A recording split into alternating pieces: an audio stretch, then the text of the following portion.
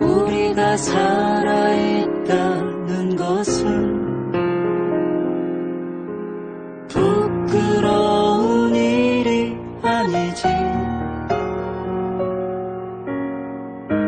살아가는 게 힘들어도 그건 우리 잘못이 아니야. 무언가 단단히 잘못된 이 세상이 영원한 것도 아니야. 우리가 각자의 삶 속으로 뿔뿔이 흩어진 것도 우리가 원한 것은 아니야.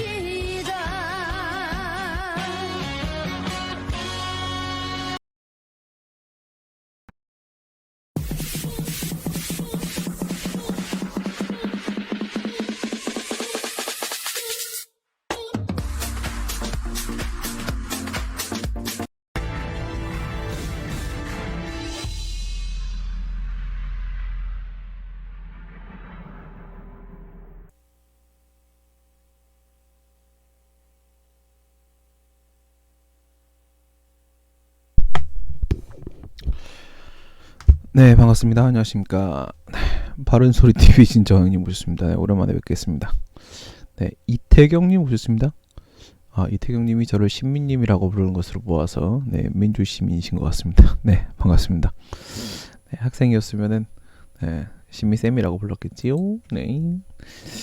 진유미 학생 왔고요. 나는 못난이 손명기 학생 왔고요. 박상진 학생 왔고요. 네, 이경주 학생 왔고 권성빈 학생 왔고요. 네, 그렇습니다. 네, 설 전에 마지막 수업을 1시간 동안 진행을 하도록 하겠습니다. 문제 이제 너무나도 익숙한 문제죠. 네. 2011년도 행정고시 국민건강보험공단 소속 직원 징계 사건. 네. 설문 2번입니다. 설문 2번. 설문 1번까지는 지난번에 모든 학생들 답안을 다 봤고요. 설문 2번에 대해서 진윤미 학생 답안을 받고 그 다음에 이제 박상진 학생으로 넘어갑니다. 네, 진윤미 학생 답안에서 시간을 오래 끌었고요. 네, 많은 이야기를 나눴기 때문에 박상진 학생 답안, 박민우 학생 답안 같은 경우에는 전에 다루지 않았던 내용을 중심으로 해서 살펴보는 것으로 하도록 하겠습니다. 네, 이사랑 학생 왔습니다.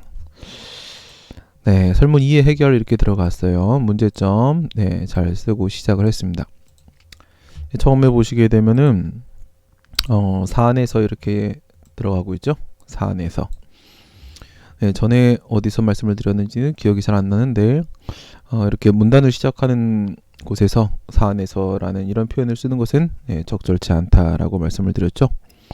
네, 이렇게 이야기를 하다가 사안에서 이렇게 자연스럽게 넘어가는 것은 상관이 없습니다만은 처음부터 사안에서 이렇게 들어가면 안 됩니다. 이렇게 들어가시면 안 되고 네, 갑의 해임 처분에 대한 취소 소송과 별개로 직위해제 처분에 대한 취소를 제기한 경우 네, 그냥 이렇게 보면은 뭐 그러려니 하고 넘어갈 수 있을 듯 해 보이기도 하지만 실제로 답안을 오히려 꼼꼼히 읽는 것보다 채점한다고 해서 빠른 속도로 읽게 되면 오히려 눈에 더 잘 띕니다.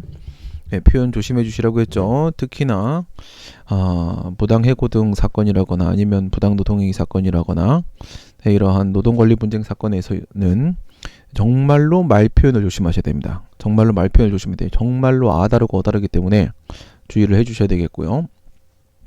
해임 처분에 대한 취소이라고 하게 되면 이 취소의 대상이 소의 대상이 해임 처분이 되고 있는 것처럼 읽힐 수밖에 없습니다. 설문 1번에서 직위해제가 행정처분이 아니라고 검토를 했듯이 이 해임 처분도 행정처분이 아닙니다. 그리고 더 나아가서 생각해 보게 되면 그것이 설사, 네, 똥을 얘기하는 건 아니고요. 네, 가사, 네, 노래 얘기하는 건 아니고요. 뭐라고 해야 돼? 네, 가사. 그것이 해임 처분이라고 하더라도, 그죠? 네, 정기업 학생 왔습니다. 황금 연유, 네, 황금똥 싸시기 바라겠습니다. 맛있는 거 많이 드시고 황금똥 싸시면 되겠습니다. 예, 똥을 잘 싸야 건강합니다. 만약에 해임 처분이 행정 처분이 맞다고 하더라도 이 사건은 재결주의가 적용되는 케이스이기 때문에 그 해임 처분에 대한 소송을 제기할 수가 없습니다. 예, 대상 적격이 인정이 안 되죠. 네, 뭐라고요? 해임 처분은 행정 처분조차도 아니다.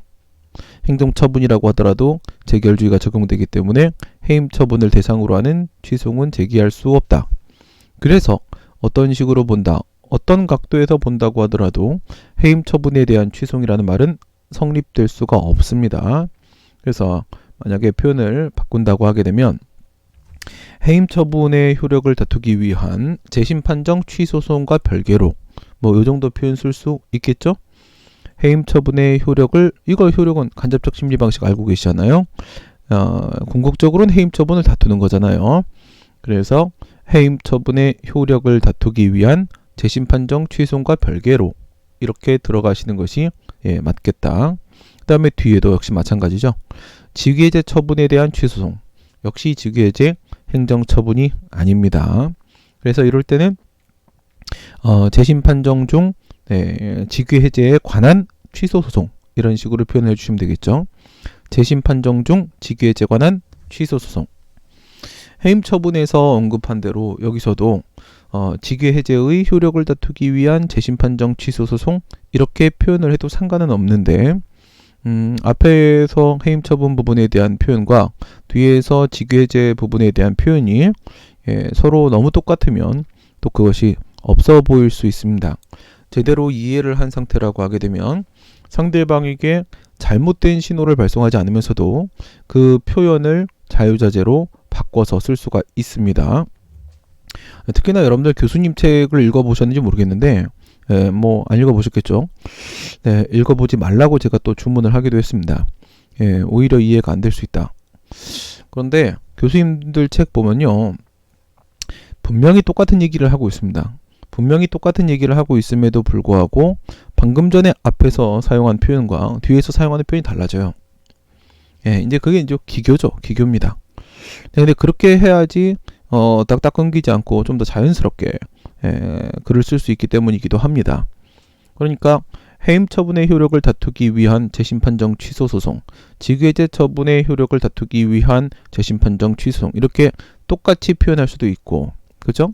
아니면 재심 판정 중 해임 처분에 관한 취소 소송, 재심 판정 중 직위해제에 관한 취소 소송, 이렇게 똑같이 표현할 수도 있지만 그렇게 표현하는 것은 너무 딱딱해 보이기 때문에 제가 해임 처분의 효력을 다투기 위한 재심 판정 취소과 별개로 재심 판정 중 직위해제에 관한 취소를 제기한 경우, 이렇게 표현을 살짝 바꿔서 한번 말씀을 드려본 거예요. 이것도 어떤 상황인지 한번 여러분들이 고민을 해보시기 바랍니다. 표현을 살짝 바꿔서 조금 더 자연스러운 문장을 만드는 그런 방법 있다. 그런 것이 있다. 이에 대한 취소의 요건을 갖추었는지가 문제된다. 우선 물론 이제 취소의 요건의 문제가 맞습니다. 그런데 취소의 요건이라는 표현이 잘 와닿지 않아요.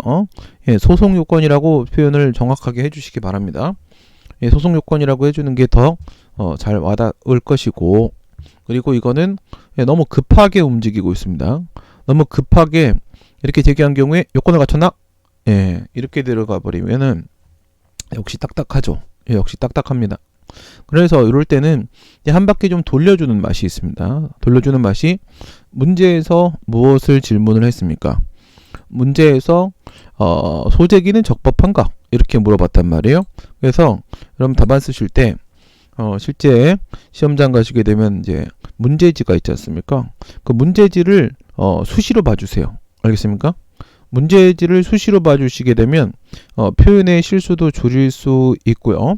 그 다음에 적절한 표현을 찾기 힘들 때 거기서 표현을 찾아낼 수가 있습니다. 혼자 머릿속으로 쥐어짜가지고 적절한 표현을 찾는데 자기도 모르게 시간이 많이 갑니다. 여기서 뭐라고 표현하지? 어떻게 쓰는 게 가장 적절하겠지? 라는 생각을 하면 그 생각하는 순간에 바로 막 5분씩 가요. 그런 경험을 좀 해보셔야 됩니다. 나도 모르게 시간 가버린다. 그러다가 큰일 치릅니다. 그래서 문제지를 수시로 봐주시게 되면은 여기서 이 질문을 했지? 그러면 너는 이렇게 얘기해야 되겠다. 이런 이제 힌트를 얻을 수가 있어요. 문제지를 수시로 좀 눈을 옮겨주도록 한다. 이런 원칙을 세워 놓으시기 바라겠고요. 이제 여기서는요, 문제에서 물어본 대로 소재기가 적법한지와 관련하여 그 소송 요건을 모두 충족했는지 살펴본다. 이런 식으로 표현해 주시면 되는 거예요. 뭐라고요? 무엇과 관련하여. 이렇게 무엇과 관련하여. 제가 많이 사용하는 방식입니다. 소재기가 적법한지와 관련하여 소송 요건을 모두 갖추었는지 문제된다. 그리고 맨 끝에서 협의의 수익에 관한 부분을 특히 이게 문제된다 라고 하는 건 잘했어요. 잘했는데 소멸 여부라고 한 건 이거는 전혀 잘못한 것입니다. 상당히 부정적인 사람이라는 인상을 줄 수 있습니다. 협의의 수익이 소멸됐는지가 문제된다. 이게 아니라 특히 이 사건에서 협의의 수익이 인정되는가? 이게 문제된다. 인정되는지 항상 긍정적으로 씁니다. 긍정적으로. 그것이 인정되는지가 문제된다. 이렇게 표현을 하는 것이 좋습니다. 소멸되었는지 문제된다. 너무 부정적으로 느껴집니다. 이런 거는 답안의 인상을 바꿀 수가 있습니다. 그 다음에 대상적 격으로 한번 가보도록 하겠습니다. 대상적 격 가시면은 소송 요건을 하나씩 다 짚어주고 있는 것은 매우 잘하고 있는 것이 맞습니다. 계속적으로 말씀드리는 대로 부의구제제도나 분호구제제도 사건에서 재심판정 취소에 대한 질문이 들어오게 되면은 6개의 소송 요건이 언제나 문제가 됩니다. 뭐 사실 재판관할까지 있을 수도 있어요. 그렇죠? 중앙노동위원회 그러니까 중복관할이 인정되어 대전지방법원에 제기할 수도 있고 서울행정법원에 대법원 소재지 서울행정법원에 제기할 수도 있다. 이렇게 해서 재판관할에 관한 이야기를 더 써줄 수도 있습니다. 그 부분도 분명히 특이한 문제가 맞아요. 논점이 맞습니다. 아무리 배점이 작다고 하더라도 대상적격이나 원고적격이나 피고적격이나 어려운 얘기가 아니고 간단한 얘기, 간단한 얘기, 긍정적인 사람인 척하기. 알겠어. 참, 자꾸 경주가 나를 채팅창에서 웃깁니다. 그쵸? 척이라도 하세요. 척이라도. 네. 긍정적인 사람이 척이라도 하세요. 좋은 사람이 척 해가지고 나쁠 거 없어요. 그쵸? 네, 그렇고요. 그래서 간단한 논점이라고 하더라도 가사 그 배점이 1점에서 2점에 불과하다 하더라도 결국 그 총점 1점, 2점에 의해서 당락이 결정이 되는 겁니다. 그렇기 때문에 단 하나도 우리는 놓치고 갈 수 없는 것입니다. 대상적격, 원고적격, 피고적격, 전치주의, 제소기간. 이러한 소송 요건을 일일이 전부 다 박상진 학생은 언급을 했습니다. 잘했습니다. 이렇게 하나씩만, 단 하나씩이라도 제가 시키는 것을요, 실제로 구현을 해보시기 바랍니다. 그렇게 한 개씩만 고쳐간다고 하더라도 지금부터 우리에게 남아있는 시간 동안에 여러분들이 고칠 수 있는 게 상당히 많아요. 그것만 갖고도 60점대 후반을 잡는 것은 전혀 어려운 일이 아닙니다. 언제나 말씀드린 대로 좋은 점수를 받았던 친구들은 저에게 매우 각인이 되어 있습니다. 언제나 저를 찾아와가지고 질문을 했다라거나 답안 좀 봐주세요라고 항상 쫓아다녔다라거나 아니면 제가 첨삭을 했을 때 내가 언급한 내용들을 다음 답안에서 언제나 충실히 반영하려고 노력을 했다라거나 이렇게 주문하는 것들을 전부 다 기록을 해놨다가 답안을 쓸 때마다 어떻게든 반영해 보려고 노력하는 자세, 아주 좋은 자세입니다. 물론 지금 이제 얼마 답안 연습을 한 지 안 됐기 때문에 아직은 부족한 게 많습니다. 이런 식으로 하나씩 고쳐가시면 됩니다. 근기법 31조 2항은 중앙노동위원회의 재심 판정에 대하여 행정소송을 제기할 수 있다고 하여 있다고 하여 규정하여라는 표현 좀 써주시면 더 좋을 것 같고요. 그냥 하여 그러면 뭘 했는지 모르겠죠. 재결주의를 규정하고 있다. 이렇게 되어 있는데요. 지금 여기서 원처분 중심주의와 재결주의의 비교를 해놓고 있지는 않습니다. 원래는 들어가야 되는 것이 정석이죠. 근데 원처분 중심주의와 재결주의에서 이게 원처분 중심주의 적용되는 케이스는 아니니까, 그렇죠? 아니니까 그냥 재결주의로 갈 거야. 그래서 이제 방향을 아예 재결주의로 맞춰놓고 하려고 한다면 재결주의에 대한 설명이 조금 들어가는 것이 좋겠습니다. 먼저 우리 행정소송법 제8조 1항을 좀 보도록 하겠습니다. 행정소송법 8조 1항 보면 아까 전에 제가 판례집 교재 작업을 하면서 헌법재판소 결정례를 보는데 8조 1항을 잘 활용하고 있으니까 되게 보기가 좋았어요. 보시면은 행정소송에 대하여는 다른 법률에 특별한 규정이 있는 경우를 제외하고는 이 법이 정하는 바에 의한다. 그 말은 바로 뭐예요? 이 행정소송법이 일반법이다라는 얘기인데 그 얘기는 또 달리 얘기하면 다른 법률에 여기에 있는 내용과 조금 다른 특별한 규정을 두고 있다면 그것을 따라갈 수밖에 없다. 특별법 규정에 대한 얘기를 하고 있는 거잖아요. 이 8조 1항을 제시하는 것 아주 좋은 방법입니다. 그래서 근기법 31조 2항에 이 재심 판정에 대하여라는 것은 재결주의에 관한 규정이다. 이렇게 해놓고 나서 뭐 길게 주저리주저리 할 필요 없고요. 이따 뒤에다가 괄호를 딱 쳐가지고 행정소송법 8조 1항 헌법재판소에서도 그런 방식을 많이 씁니다. 그러니까 교수님들이 판례를 많이 보시니까 판례에서 사용하는 표현 방식 이런 방식을 여러분들이 구사를 해주시게 되면은 눈에 익었던 방식이기 때문에 상당히 잘 들어옵니다. 그래서 이 규정하고 이따 맨 끝에다가 행정소송법 8조 1항 이렇게 딱 넣어주시면 더 좋겠다라는 말씀을 좀 드리도록 하고요. 그리고 재결주의 원처분 중심주의와 재결주의에 대한 언급이 전혀 없어. 최소한 재결주의에 관한 언급은 있어야 되겠죠. 예, 오직 재결에 대해서만 소를 제기할 수 있는 것이다. 뭐 이렇게 간단하게 써주셔도 되겠고, 우리 전국에 있는 수험생들에게 제가 배포한 이 판례집 전자책을 한번 보시게 되면요. 여기까지는 보이죠? 네, 보이네요. 전자책을 보시면은 이렇게 되어 있죠.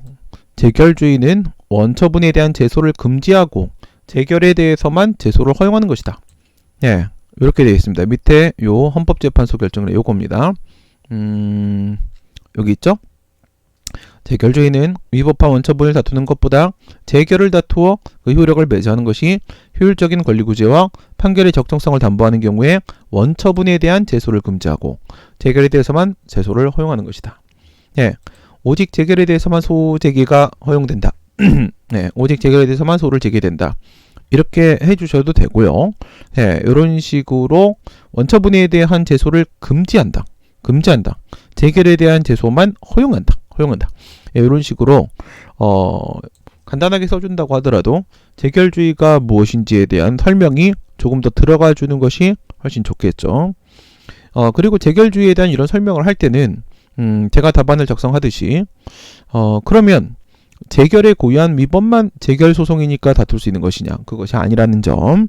만약 그렇게 본다라고 하게 되면 원처분의 위법은 다툴 수 있는 기회를 박탈당하게 되겠죠. 그러면 이제 법치주의에 반하는 상황이 옵니다. 그래서 재결주의, 이러한 재결주의에서는 원처분의 위법과 함께 재결에 고유한 위법, 재결에 고유한 위법과 함께 원처분의 위법까지도 모두 다툴 수 있다라는 좀 추가적인 설명이 더 들어가주면 좋을 법했습니다. 그러니까 재결주의에 대한 이야기를 꺼냈는데 이에 대한 설명이 전혀 없어요. 박상진 학생 답안의 장점과 단점을 생각을 해보시게 되면요. 판사 탄핵 AI 대체 검사 수사권 박탈님 였습니다. 요즘에 닉네임을 잘 안 바꾸시는군요. 월요일 새날 방송에서 제가 뭐라고 짓거렸는데 요즘에 시간이 없어갖고 새날 방송 모니터링, 뭐 편집, 뭐 이런 작업을 제가 거의 못하고 있는데 채팅창에서 제가 뭐라고 짓거리니까 잘했다고 저를 칭찬해 주시는 걸 봤습니다. 제가 잘했다고 칭찬을 해드리도록 하겠습니다. 아주 잘하셨습니다. 근데 지금 시간에 사람들 방송 안 하나? 재미있는 방송 없나요? 그렇고요. 그래서 재결주의에 대한 설명을 좀 해주셨으면 좋겠다라는 말씀을 방금 전에 드렸고요. 사안에서 가분 직외제 처분과 해임 처분에 대해 부당해고 재심 판정을 구하였으나 모두 기각되는 바. 맞아요. 모두 기각된 건 맞는데 우리 문제를 보시게 되면 중앙노동위원회에 직외 처분 및 해임 처분에 대해 부당해고 재심 판정을 구하였으나 기각되었다. 이렇게 되어 있는 건 맞아요. 이렇게 되어 있는 건 맞는데 여기서 굳이 번호를 딸 이유가 없었어요. 그렇죠? 이거는 뭐 두 개의 상황을 나누거나 또는 비교하거나 그런 상황이 아닙니다. 굳이 번호 딸 필요가 없는데 번호가 남발이 되어 있고요. 그 다음에 번호를 딸 때는 여기 당연히 띄어쓰기를 해주셔야죠. 띄어쓰기가 안 되어 있고요. 박상진 학생 답안의 특징이 뭐냐면 사안 포섭에 상당히 집중을 하고 있어요. 잘 하고 있는데 일반론이 너무 약합니다. 일반론이.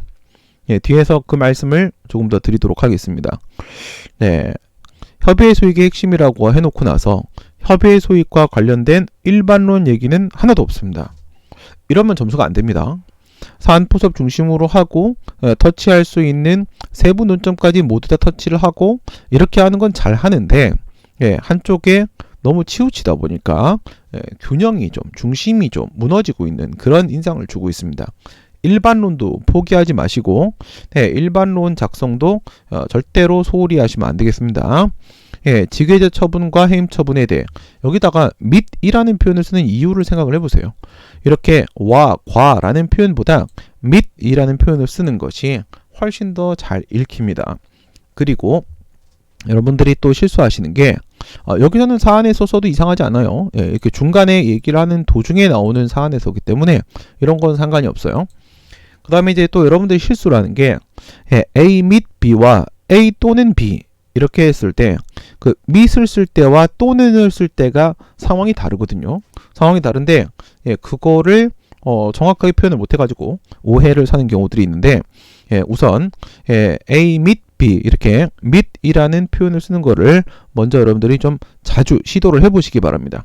시도를 하시다 보면 제 눈에 띌 때가 있을 거예요. 아, 여기선 mit이 아니라 또는이죠. 이런 이유에서 그렇죠. 이렇게 설명을 해드릴 때가 있을 거니까 mit이라는 표현을 쓰는 것을 여러분들이 좀 자주 시도를 해주시기 바라겠습니다. 부당해고 재심 판정을 구할 수나 모두 기각되어 있는 바 중노위 직위해제 중노위의 직위해제 근데 여기 요거는 저 규정이어서 그렇구나. 직위해제 처분에 대한 기각 재결을 대상으로 취소를 제기했다면 대상 적격은 인정된다 이렇게 되어 있는데요. 여기서 기각이 된 건 맞아요. 이건 진유미 학생 때랑 똑같죠. 기각이 된 건 맞는데 여기서 또 굳이 기각 재결이라고 말할 필요는 없단 말이에요. 기각 재결. 그리고 직위해제 처분에 대한이라는 것도 좀 웃기죠. 왜? 중앙노동의 재심은 취소 심판입니다. 취소 심판이기 때문에 진노위의 처분의 취소를 구하기 위해서 중노위의 재심을 신청하는 건데 마치 중노위의 재심의 대상이 행정심판의 대상이 직위해제 처분이 되고 있는 것처럼 얘기를 하고 있단 말이에요. 그렇게 말씀하시면 안 되겠죠. 진노위의 처분을 대상으로 재심을 신청하게 된 것입니다. 그래서 여기서도 표현에 문제가 생긴 부분이 있고요. 그 다음에 앞에서 기각이라고 했기 때문에 여기 또다시 기각이라고 할 필요 없어요. 여기서 지금 방향을 잡는 게 중요한 게 아니에요. 대상 적격은 뭔데요? 재심 판정을 대상으로 하면 되는 겁니다. 그렇죠? 재결 처분을 대상으로 하면 되는 겁니다. 그래서 여기에다가는 직위해제 처분에 관한 대한과 관한은 전혀 다른 얘기입니다. 대한과 관한은 전혀 다른 거예요. 직위해제 처분에 관한 재심 판정을 대상으로 이렇게 표현해 주시는 것이 정확하겠죠. 이런 거를 여러분들이 지금 생각해놔야 됩니다. 지금 여러분들이 익혀 두셔야지 나중에 2순환, 3순환 가게 되면 내용에만 집중해도 시간이 부족합니다. 새로운 정보들을 계속 여러분들이 받아들여야 되는 상황이 와요. 이렇게 표현 하나하나 때문에 그때 신경 쓰게 되면 머리가 분산됩니다. 지금 처리를 해 놓으시기 바랍니다. 직위해제 처분에 관한 재심 판정을 대상으로 이렇게 표현을 하는 것이 정확하겠고요. 취소를 제기했다면 대상 적격은 인정된다. 이렇게 되어 있는데요. 지금 이제 문제를 한번 보시게 되면 여기서 지금 또 문제 또 있는 거 확인했네요. 뭐냐면 재심 판정 중에서 직위해제 처분의 부분에 취소를 구한 소송을 제기한다라고 했어요. 그 얘기는 재심 판정에 대하여 취소를 제기하고 있음을 의미하는 거잖아요. 그렇죠? 그러니까 재심 판정 중에서 해임 처분 부분이 있고 직위해제 부분이 있고 두 개의 부분이 있는데 그 중에 직위해제 부분을 지금 다투겠다. 그러면 소위 대상은 재심 판정이라고 지금 얘기를 하고 있는 겁니다. 얘기를 하고 있는 거예요. 그러니까 여기서 문제가 되고 있는 건 뭐예요? 하였다면 왜 가정을 깔죠? 그렇게 했는데 가정이 아니죠. 취소를 재심 판정에 대하여 제기했기 때문에 그 다음에 대상 적격은 인정된다. 이렇게 하면요. 제가 지금 소리내어 음독했기 때문에 이상하지 않아요? 하지만 교수님이 소리 지르면서 채점하지 않죠. 그러니까 읽어보세요. 이상합니다. 대상 적격은 인정된다. 그럼 딴 거 다 틀렸다는 겁니까? 이것만 맞았다는 거예요? 좀 이렇게 뭔가 부정적인 인상을 주는 표현들이 중간중간에 계속 등장을 하고 있어요. 그렇게 하면 안 됩니다. 대상 적격이 충족된다. 이렇게 표현을 해주시는 것이 가장 좋겠죠. 소송 요건이 충족된다라고 하세요. 인정된다라는 표현이 그렇게 자주 나오지 않아요. 적절한 경우들이 많지 않습니다. 충족된다. 대상 적격이 충족된다. 이렇게 말씀해 주시는 게 좋겠고요. 그 다음에 원고 적격. 잘했어요. 협의의 소익을 들어가기 전에는 반드시 원고 적격에 대해서 짚고 넘어가는 것이 맞다라고 했습니다. 31조 2항에서 사용자와 근로자가 재심 판정에 대한 취소를 제기할 수 있다라고 되어 있는데요. 여기서는 중간에 중앙노동의 재심이 인용 판정이 나온 경우라고 한다면 제3자 소송이 된다라고 했습니다. 제3자 소송임에도 불구하고 법률상 이익을 요구하지 않는다라고 했죠. 사용자와 근로자는 원고 적격이 인정된다라고 명시가 되어 있습니다. 사용자나 근로자는 소를 제기할 수 있다. 이렇게 되어 있죠. 제3자 소송이 포함이 됨에도 불구하고 더 이상 따지지 말고 사용자와 근로자는 소를 제기할 수 있다. 원고적격 인정된다. 이렇게 했단 말이죠. 그래서 근로자의 원고적격이 인정이 되는 것은 맞는데요. 근로자로 하여금 취소를 제기할 수 있음을 규정하고 있다. 이게 무슨 말이에요? 말이 이상하죠. 뭐뭐로 하여금, 누구로 하여금이라고 했다면 누구로 하여금 어떻게 하라라는 거예요. 어떻게 하라라고 시켜야 돼요. 그게 아니라 근로자가 원고적격이 인정되는 거예요. 근로자가. 그렇죠? 그래서 여기서 여러분들은 뭐라고 표현을 하느냐? 사용자와 함께 근로자가 재심 판정에 대해 취소를 제기할 수 있음을 이렇게 표현해 주시면 매우 자연스럽겠죠. 사용자를 물어보고 있는 상황은 아닙니다. 하지만 그렇다고 하더라도 사용자를 살짝 언급해 주는 정도, 그런 정도의 좀 성의를 보여주게 되면은 그것이 상당히 그럴듯한 문장으로 보여질 수가 있어요. 뭐라고? 사용자와 함께 근로자가 재심 판정에 대하여 취소를 제기할 수 있다고 규정하고 있으므로 이렇게 하여금 말이 안 됩니다. 우리말이 아니에요. 갑의 원고적격은 인정된다. 요거는 맞아요. 갑의 원고적격 이랬기 때문에 인정된다라고 표현하는 게 읽어보니까 전혀 이상하지 않습니다. 전혀 이상하지 않아요. 그 다음에 이제 피고적격으로 가보도록 하겠습니다. 피고적격으로 가면은 노동위원회법 27조에 의하면 27조 1항이죠. 이럴 때 1항까지 써주는 게 더 좋습니다. 아이고, 노동위원회법을 안 띄워놨네.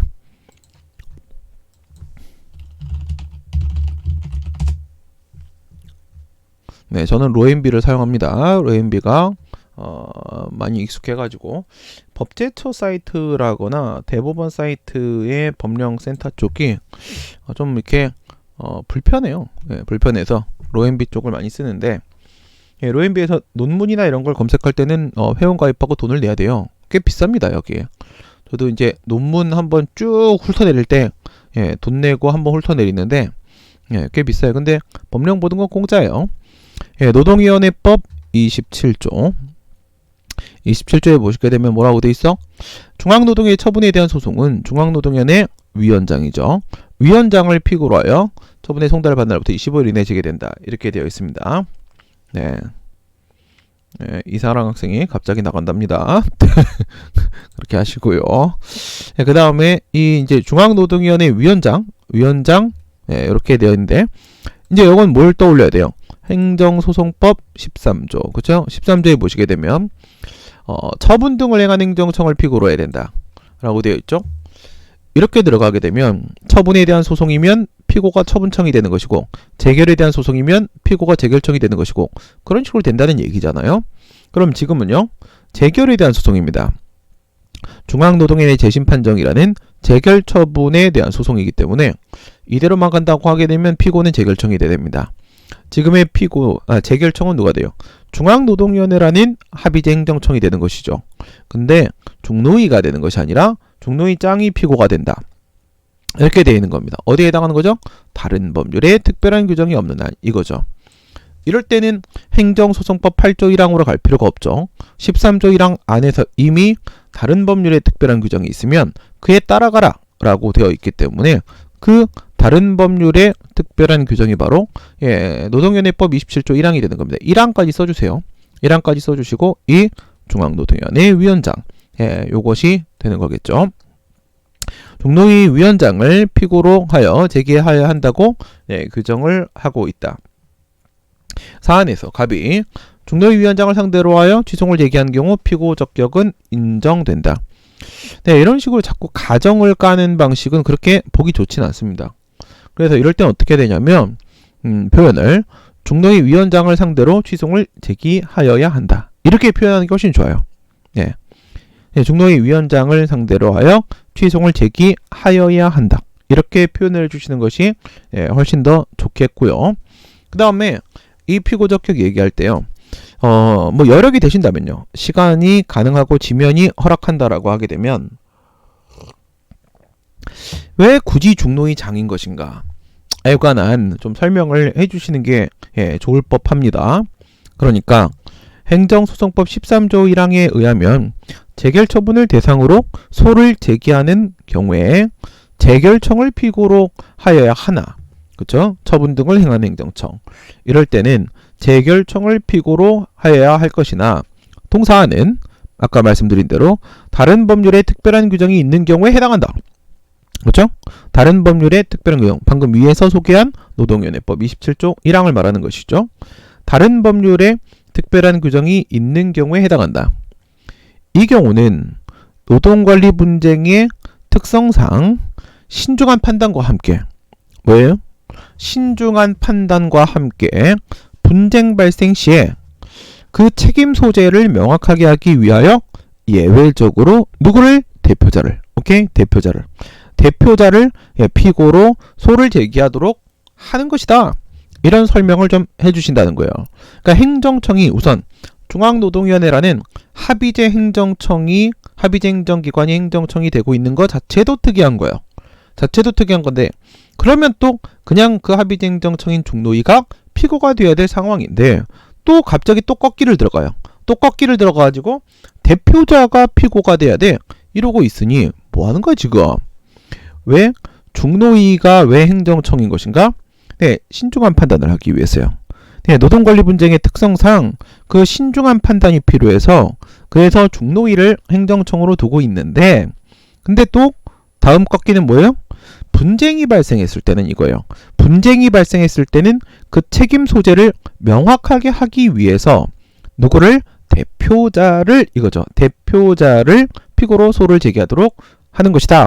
라는 이러한 독립규제위원회의 그 개념에 대한 설명을 조금 더 넣어주신다면 상당히 좋은 답안이 됩니다.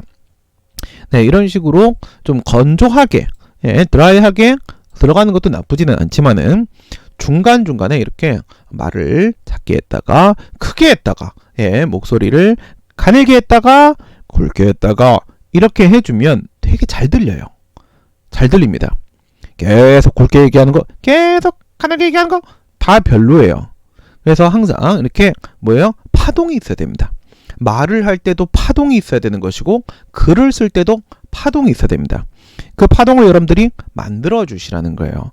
그래서 위에서 원고 적격을 조금 짧게 간단하게 얘기했다고 한다면 피고 적격에서 조금 더 뭔가 설명을 해주는 듯한 그런 느낌을 준다면 아, 이 친구가 글을 쓸 줄 아는 친구구나.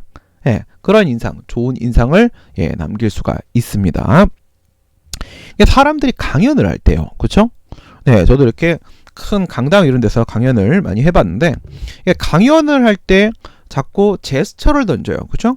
제스처를 던지고 진지한 얘기를 하다가 웃긴 얘기를 잠깐 던졌다가 그럼 사람들의 호응도 한번 끌어보고 이렇게 가는 이유가 바로 뭐예요? 집중시키는 겁니다. 집중시키는 거예요. 지금 내가 하고 있는 강연에다가 뭔가 파도 타기를, 파동을 주고 있는 중인 거예요. 여러분도 글을 쓰실 때 그런 좀 파동을 좀 넣어주시는 게 좋겠다라는 말씀을 드리도록 하겠습니다. 그 다음에 이제 핵심인 협의의 수익으로 가는 것이죠. 네, 협의의 수익입니다. 역시 시작부터 사안에서라는 표현을 써서 이렇게 되면 인상이 안 좋습니다. 직외제 처분은 해임 처분에 의하여 이렇게 되어 있는데요. 해임 처분에 의하여 이게 되게 별로인 거죠. 의하여라는 표현은요. 되게 다양한 의미를 가지고 있습니다. 그래서 해임 처분에 의해 뭐 어쨌다는 거야 도대체. 약간 뒤로 물러선 느낌을 줍니다. 말을 돌리려고 하는 인상, 그런 인상을 좀 주게 됩니다. 이럴 때는 좀 정확하게 흡수라는 표현을 써주시면 좋겠죠. 흡수. 직외제는 잠정적인 처분이고 해임 처분은 여기서 징계 처분으로서 이거는 종국적인 처분 아니겠습니까? 그러니까 종국적 처분으로서 해임 처분에 흡수되어 이렇게 표현을 해주시란 말이에요. 종국적 처분으로서 해임 처분에 흡수되어 그 효력이 소멸하였다. 의하여 이렇게 무책임해 보이는 표현을 쓰는 것은 별로 좋지 않습니다. 상당히 무책임해 보여요. 의하여라는 표현이 잘못 사용하면 되게 무책임해 보입니다. 어떤 정도의 느낌이냐면 우리가 이야기할 때 뭐 변호사든 노무사든 간에 이렇게 의뢰인이 와서 물어봤는데 제가 제일 싫어하는 말이 뭐라고 했어요? 법상. 밥상이나 받아 새끼야. 이렇게 얘기하죠. 법상 그러면 저는 그냥 안 넘어가요. 무슨 법 얘기하는 거죠? 몇 조입니까? 몇 조인지 기억 안 나시면 어떤 내용입니까? 안 믿어요. 예, 돈 주고 내가 사람을 써야 되는데 변호사를 내가 돈 주고 쓰는 건데 네, 이 사람이 무책임한 말을 던지잖아 지금. 응? 아니, 나보다 몰라도 돼. 몰라도 되는데 하지만 문제는 이 사람이 성의가 있는 사람인지를 봐야 될 거 아니겠습니까? 그죠? 네. 지식의 수준은 중요하지 않습니다. 사건은 매 사건 모두 다 다르기 때문에 얼마나 열심히 찾아보고 증거를 수집하고 하는지에 따라서 모든 재판의 결과는 달라질 수밖에 없어요. 법상이라는 표현을 쓰는 사람은 세상 무책임한 사람입니다. 이런 것도 마찬가지예요. 뭐뭐에 의하여 이런 표현을 잘못 사용해 버리게 되면 극도로 무책임한 그런 인상을 줄 수 있습니다. 어떻게? 조금 더 구체적으로 설명을 하시란 말이에요. 예, 종국적 처분으로서 해임 처분에 흡수돼요. 이렇게 하면 아 그렇겠구나. 쟤는 잠정적 처분이라는 얘기구나. 이렇게 상대방한테 다 말하지 않아도 그렇게 이해할 수 있도록 유도하는 것이 필요할 수밖에 없겠죠. 다음, 그럼에도 불구하고 갑의 직위해제 처분에 대한 취소에 이번에도 또 그러고 있죠. 직위해제 처분에 대한 취소송. 네, 아까와는 좀 다른 표현을 쓸 수도 있는 것이고, 뭐 직위해제 처분의 효력을 다투기 위한 재심 판정 취소 소송 이렇게 표현해 주시면 되겠죠. 직위해제 처분은 처분이 아니라고 했습니다. 처분이라고 하더라도 재결주의가 적용된다고 했습니다. 그렇기 때문에 여기서 직위해제 처분에 대한이라는 표현은 완전히 틀린 것입니다. 완전히 틀린 거예요. 직위해제 처분의 효력을 다투기 위한 재심 판정 취소 소송. 협의의 수익이 인정되지. 왜 말을 그렇게 길게 하냐? 이건 말을 길게 해야만 전달이 되는 부분입니다. 네, 말을 짧게 하는 걸 저도 좋아합니다. 답안을 굳이 길게 장황하게 쓰는 걸 좋아하지 않습니다. 하지만 말을 길게 해야만 전달이 될 때가 있어요. 그럴 땐 그렇게 해야죠. 네, 과도하게 줄이는 것은 문제가 돼요. 그래서 직위해제 처분의 효력을 다투기 위한 재심 판정 취소 소송이라고 정확하게 표현을 해주시는 것이 맞겠고요. 그 다음에 아라비아 5번에서 엄연히 이렇게 협의의 소익이라고 해서 제목을 따놨는데 여기서 또 협의의 소익의 의 이렇게 쓰면 이게 불필요한 말이 되는 겁니다. 사족이에요, 사족. 불필요하죠. 그냥 의 이렇게 쓰시면 됩니다. 그냥 의 써주시고 이거는 필요가 없는 얘기고, 그 다음에 이런 식으로 실제로 의를 쓸 때는요, 의를 쓸 때는 여기에다가 꺾음새를 좀 쳐주시라고 했죠. 다른 건 몰라도 의만큼은 꼭 꺾음새를 쳐주세요. 네, 그래야지만 눈에 딱 띌 수가 있습니다. 네, 꺾음새를 사용을 해주시기 바라겠고요. 제목은 최대한 사족 없이 간명하게 작성을 하시고 의 쓸 때는 꼭 꺾음새를 사용을 한다. 이렇게 해주시면 되겠고, 그 다음에 행정소송법 12조 2문을 이렇게 제시를 했어요. 여기 마침표가 없어요. 마침표 찍는 거 이것도 그 사람의 인성까지 보일 수가 있어요. 마침표 절대 빠뜨리지 마시고 꼭 넣어주시고, 그 다음에 행정소송법 12조 2문을 한 번은 던져야 됩니다. 근데 밑에도 없습니다. 그래서 이렇게 쓰려고 하게 되면 제목 마우스의 문제 설날 이후에는 좀 해결하겠습니다. 이렇게 행정소송법 12조 2문 얘기를 하려면 제목을 어떻게 따는 게 좋겠어요? 제목을 의 및 근거 규정 이 정도로 따주시는 게 좋겠죠. 의 및 근거 규정 이렇게 해주시고요. 행정소송법 12조 2문 정도는 한 번쯤 그냥 그대로 옮겨주는 정도의 센스 보여주시는 게 좋겠다. 이런 말씀을 드리도록 하겠습니다. 그 다음에 요거는 참 잘한 겁니다. 판례는 협의의 소익은 권리구제 가능성이 전혀 없는 경우가 아니면 인정된다고 본다. 한다 좀 이상하죠. 인정된다고 한다 이상하죠. 파란색 칭찬하려고 하다 보니까 다 파란색 했네. 그렇다고 본다 요 정도, 뭐 판시하였다 또는 본다 요 정도 표현을 써주시면 되겠고요. 그러니까 이 문제는 어디에 연결되는 부분이죠? 이 문제는 지금 해임 처분의 효력을 다투는 소송이 계속 중이죠. 그쪽의 결과가 어떻게 될지 몰라요. 단 1%라도 완전히 원고 패소 상황이 아니라고 한다면, 그렇다면 소송의 결과는 사실 알 수 없는 것이죠. 그렇다고 한다면 권리구제 가능성이 전혀 없는 게 아니라는 거예요. 그런데 이거를 써준 건 참 잘했어요. 권리구제 가능성이 확실한 경우에만 협의의 수익이 인정되는 것이 아니다. 지금 필요한 내용이 맞습니다. 이걸 써준 건 잘했는데 너무 일찍 나왔습니다. 의의에서 나오기에는 좀 적절하지 않은 내용이에요. 어디에서 나오는 게 맞겠습니까? 예외적 인정사유. 사안 포섭할 때 등장했어야 될 내용이 앞에서 등장한 겁니다. 근데 뭐 등장만 해도 점수는 보통 주니까 제가 칭찬을 해드린 거예요. 파랑색. 네, 그 다음에 부인 사유로 넘어가 보도록 하겠습니다. 그러니까 협의의 소익은 어떨 때 원칙적으로 인정이 될 수가 없는지 그 얘기를 해줘야 되겠죠. 그리고 부인 사유, 죄송합니다. 부인 사유 들어와서 얘기하겠습니다. 협의의 소익은 처분 등의 효력이 소멸하였거나 이익 침해가 해소된 경우 등과 같이 이미 목적이 달성된 경우나 원상회복이 불가능한 경우와 같이 목적 달성이 불가능한 경우에는 원칙적으로 소익이 부정된다. 이건 뭐 다시 안 해도 되죠. 앞에 주어가 있네요. 그렇죠? 주어가 협의의 소익은 주어가 있기 때문에 요거는 이제 두 번 얘기한 게 중복으로 언급한 게 돼버리겠고요. 번호하고 내용하고는 한 줄 한 칸 띄워주시고, 요게 이제 파랑색인 이유가 뭐냐? 파랑색인 이유가 실제로는 직위의 처분의 효력이 소멸했기 때문에 협의의 소익이 문제되는 것이지, 재심 판정의 효력이 소멸됐기 때문에 협의의 소익에 문제가 발생하고 있는 그런 상황은 아닙니다. 아니죠. 하지만 어쨌든 지금 이거는 재결주의가 적용되고 있는 상황이고 재결 처분의 취소를 구한 소송을 제기하는 거니까 우선 지금까지 상황대로 본다면 그 소외 대상이 되고 있는 재결이 실효되면 협의의 소익이 원칙적으로 깨지는 건 맞아요.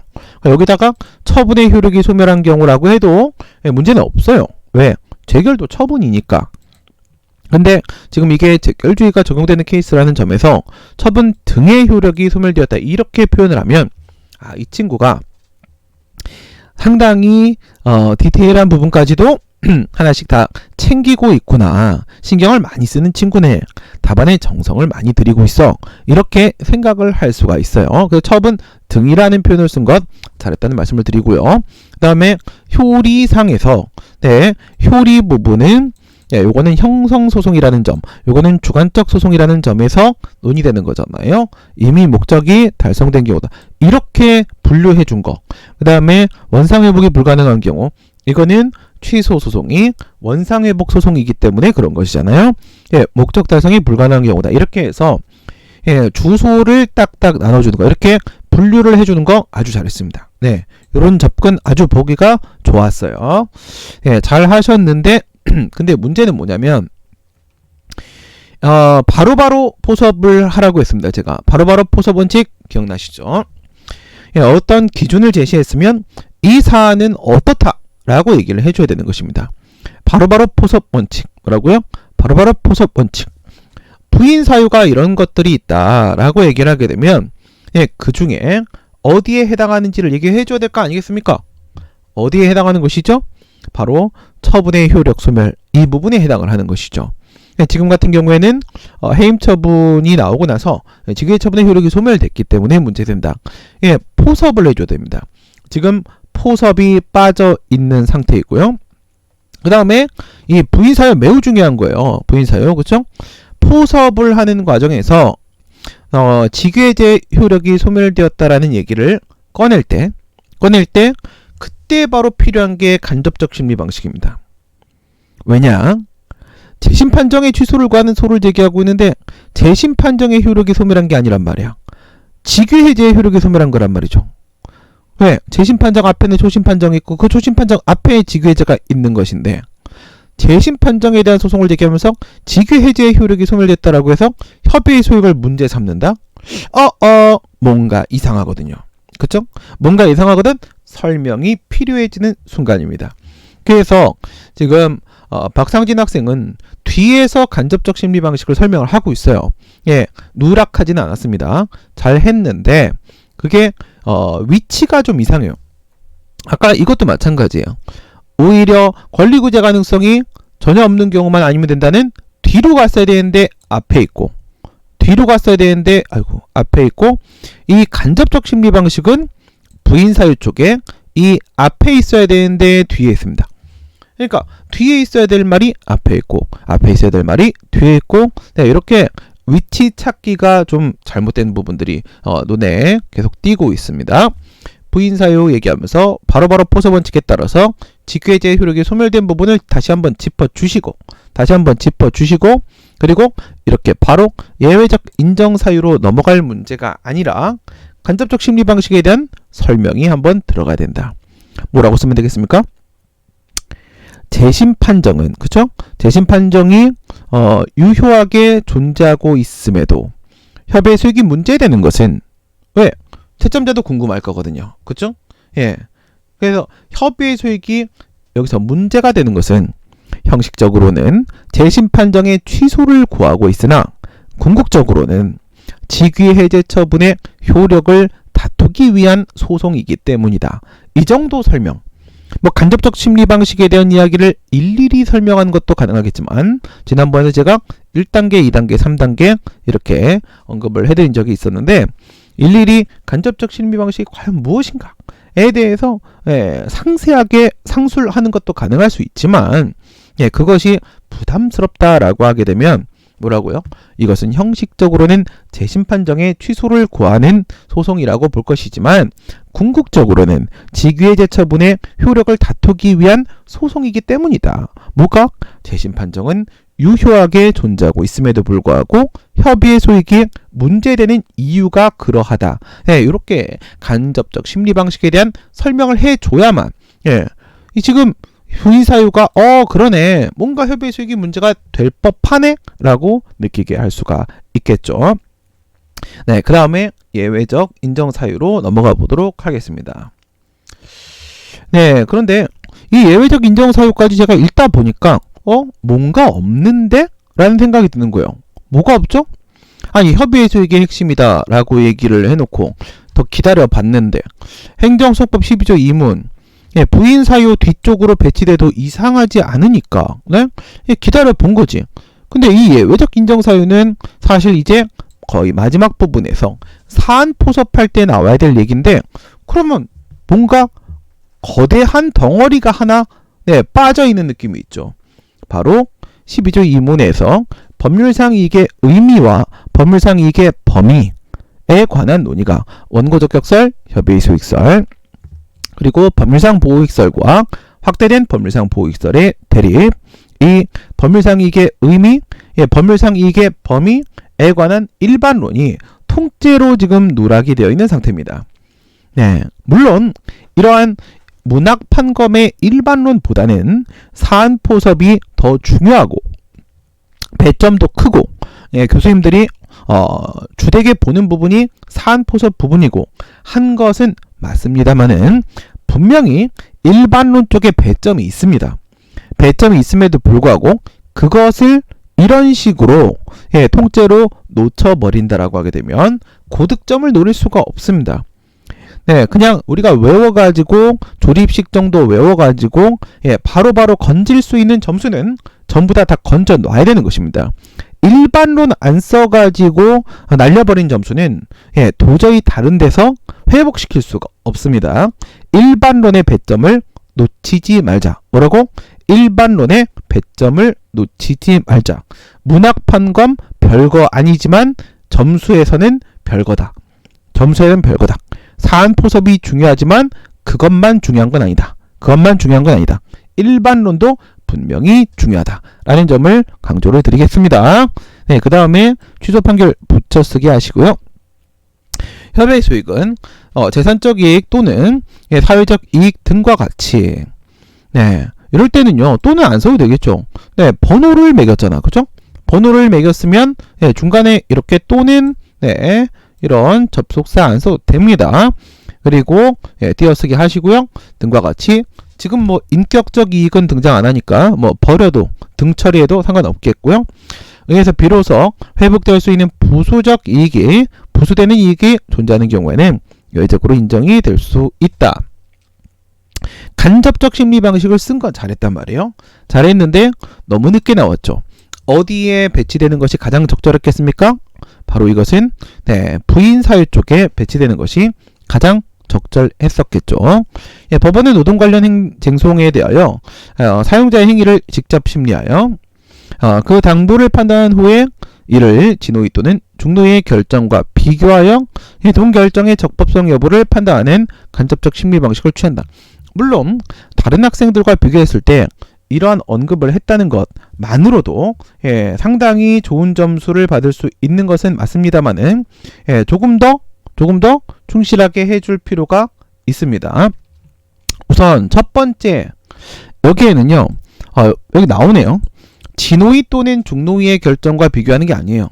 지금 이 직위해제, 뭐 부당 해고 사건이라면 해고 처분, 그것이 부당 해고인지 아닌지, 또 부당 징계인지, 부당 직위해제인지 등에 대한 판단을 한 다음에 그것을 진호위 또는 중노위의 결정에다가 대입하는 게 아니죠. 진호위 결정 및 중노위 결정이에요. 그러니까는 사용자의 행위를 판단한 다음에 그거를 진호위의 결정에다가 반영을 시키고 그거를 다시 중노위 결정에다가 반영을 시켜서 최종적인 위법 여부 판단을 내리게 되는 것이잖아요. 재심 판정의 위법 여부 판단을 이렇게 한 번 대입하고 두 번 대입해서 나오는 것이기 때문에 둘 중에 하나가 아니라 둘 다입니다. 진호위 및 중노위의 결정, 이렇게 해서 중간에가 또는이 아니라 바로 및이 들어가는 것이 맞겠고요. 그 다음에 비교하여, 직위해제가 부당한 행위인지 아닌지하고 이 초심 판정, 재심 판정을 비교하는 게 아니에요. 비교를 하려면 동등한 지위에 있어야 비교를 하죠. 비교라는 게 아니라 뭐라고? 직위해제, 해고 처분 이런 것들이 부당한지 아닌지를 판단한 다음에 뭐라고요? 이를 바탕으로 이렇게 표현하는 게 맞겠죠. 이를 바탕으로 진호위 및 중노위의 결정, 위법 여부를 따져서 이렇게 표현하시면 되는 겁니다. 알겠어요? 따져서 어떻게? 이를 바탕으로 초심 판정과 재심 판정의 위법 여부를 따져서 그 적법성 여부를 판단한다. 이렇게 말을 해주시면 되는 거겠죠. 여기서는 또는이 아니라 및, 진호위, 중노위 양쪽 모두 거치게 되니까 그 다음에 비교하는 문제가 아니라 뭐예요? 이를 바탕으로 따지는 겁니다. 베니 초코 누님 오셨습니다. 그 다음에 사안의 경우 가시게 되면요. 시간이 다 됐네요. 요것만 말씀드리고 마치겠습니다. 다음 시간에 박상진 학생 뒷부분 한 페이지 이상 남았기 때문에 뒷부분 처리하도록 하고요. 그 다음에 박민우 학생 넘어가도록 하겠습니다. 이거 절대 안 됩니다. 이거. 그러니까 잘 가다가 이러면 갑자기 화가 날 수가 있습니다. 갑자기.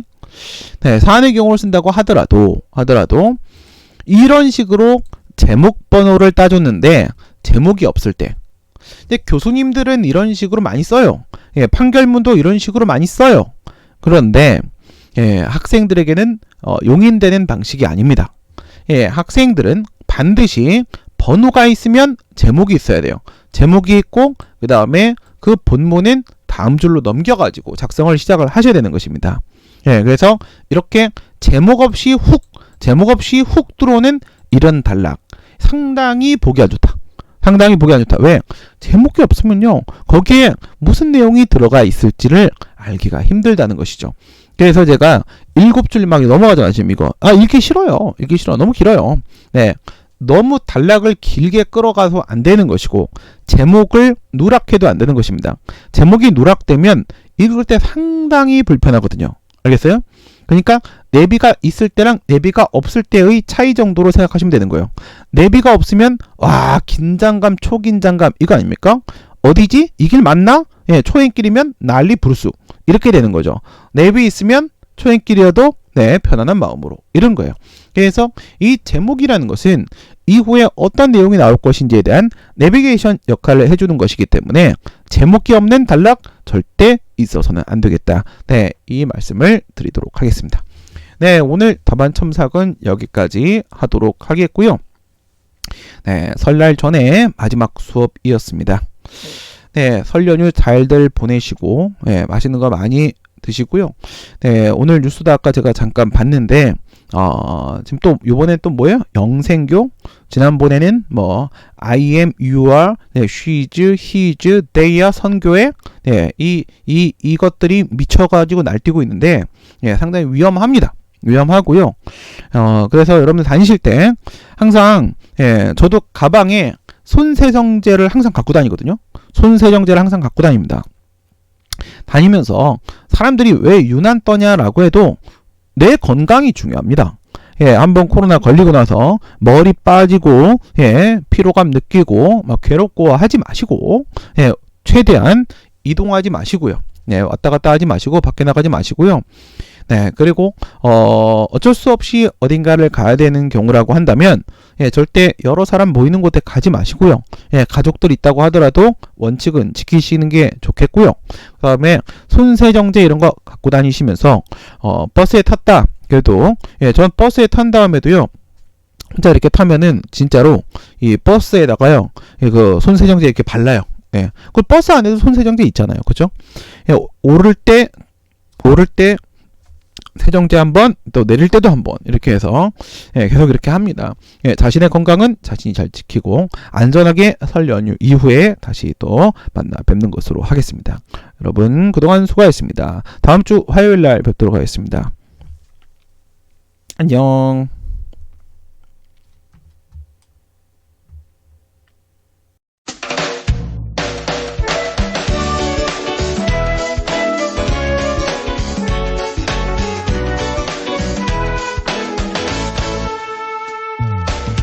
바이러스보다 먼저 가자.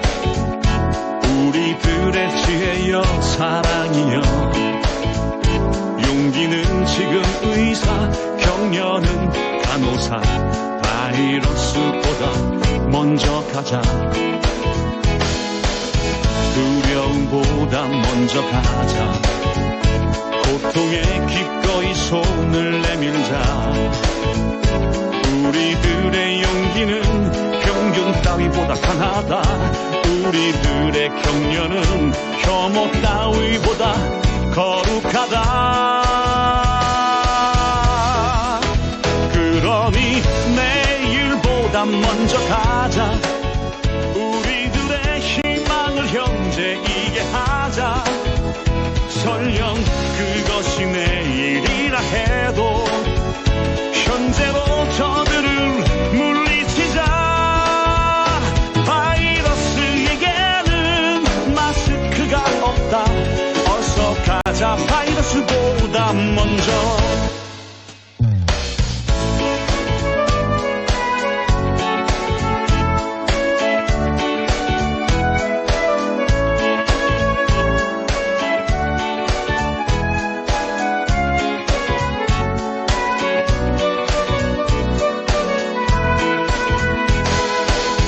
두려움보다 먼저 가자. 고통에 기꺼이 손을 내밀자. 우리들의 용기는 평균 따위보다 강하다. 우리들의 격려는 혐오 따위보다 거룩하다. 그러니 내일보다 먼저 가자.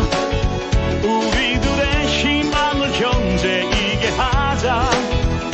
설령 그것이 내일이라 해도 현재로 저들을 물리치자. 바이러스에게는 마스크가 없다. 어서 가자. 바이러스보다 먼저. 그러니 내일보다 먼저 가자. 우리들의 희망을 형제이게 하자. 설령 그것이 내일이라 해도 현재로 저들을 물리치자. 바이러스에게는 마스크가 없다. 어서 가자. 바이러스보다 먼저.